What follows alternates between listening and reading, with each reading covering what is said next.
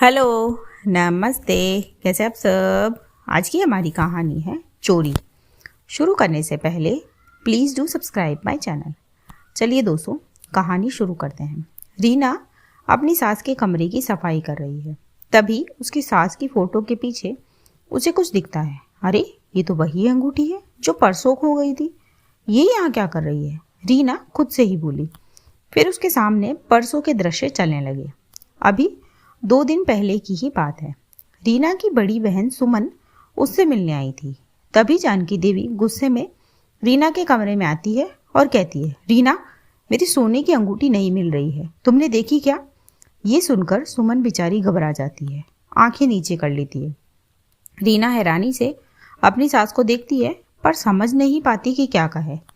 फिर जानकी जी रीना की सास बोलती है, अरे, मैं सुमन पर संदेह नहीं कर रही हूँ, पर गहनों का मामला है और गहनों के साथ इस तरह की लापरवाही ठीक नहीं है। फिर सुमन धीरे से कहती है, मैं कभी ऐसा कुछ नहीं कर सकती मम्मी जी, लेकिन अगर आपको लगता है तो मैं। फिर जानकी देवी शब्द काटते हुए बोलती है, नहीं नहीं बेटा, मैं कह नहीं रही हूँ, बस हालात कुछ ऐसे बन गए हैं। फिर सुमन शर्मिंदा होकर जल्दी ही घर से निकल जाती है। फिर रीना वर्तमान में लौट आती है और एक गहरी सांस लेती है। फिर उस अंगूठी को उठाकर छुपा देती है।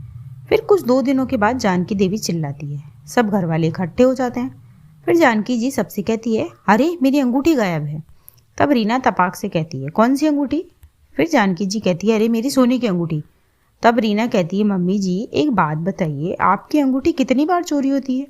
अभी 2 दिन पहले मेरी दीदी आई थी, तब भी आप कह रहे थे कि मेरी अंगूठी खो गई है। ये सुनकर जानकी देवी चौंकती है और बाकी सब, रीना का पति विनय और ससुर जगदीश जी, रीना का मुंह देखने लगते हैं। फिर रीना आगे कहती है, अभी परसों जब मेरी दीदी आई थी तब भी आपने कहा था कि अंगूठी चोरी हो गई है, और आज फिर वही बात, ये कैसे मुमकिन है? तब जानकी जी हकलाते हुए बोलती है, वो मैंने तो बस कहा, मेरा मतलब आज सच में मेरी अंगूठी नहीं मिल रही है। फिर रीना तुरंत बोलती है, क्या क्या क्या कहा आपने कि आज सच में नहीं मिल रही है? मतलब उस दिन आपने झूठ बोला था? फिर जानकी जी नजरें झुका लेती है। फिर रीना कहती है, बोलिए मम्मी जी, या फिर मैं बताती हूँ सबको सच क्या है। तब जगदीश जी बोले, रीना, क्या बात है, तुम बताओ। फिर रीना कहती है, पापा जी, 2 दिन पहले मेरी बहन आई थी। तब मम्मी जी ने कहा कि उनकी सोने की अंगूठी गायब है। ये सुनकर मेरी बहन शर्मिंदा होकर चली गई। फिर मैंने मम्मी जी के कमरे की सफाई करी तो मुझे वह अंगूठी वहीं मिल गई, मम्मी जी की फ़ोटो के पीछे। मुझे लगा शायद ये रख कर भूल गई होंगी, पर आज जब मम्मी जी ने कहा कि इनकी अंगूठी सच में खो गई है, तब मुझे समझ में आया। अब आप ही बताइए पापा जी, इसका क्या मतलब है? फिर रीना अंगूठी निकालकर सबके सामने रख देती है और जानकी जी से कहती है, ये रही आपकी अंगूठी, अब आप खुद तय कीजिए, आपकी झूठी कहानियों से घर का सम्मान बच रहा है या बिगड़ रहा है। बोलकर रीना तो वहाँ से चली जाती है। पर फिर जगदीश जी जानकी जी से कहते हैं, ये क्या हरकत है तुम्हारी? ये सिखाओगी तुम बच्चों को?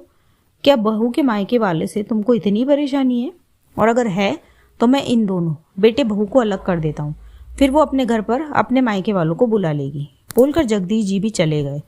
पर इससे जानकी जी को सबक मिल गया और इसके बाद उन्होंने ऐसी कोई हरकत नहीं की। इसी के साथ कहानी यहीं ख़त्म होती है। कहानी आपको कैसी लगी मुझे कमेंट बॉक्स में ज़रूर बताएं।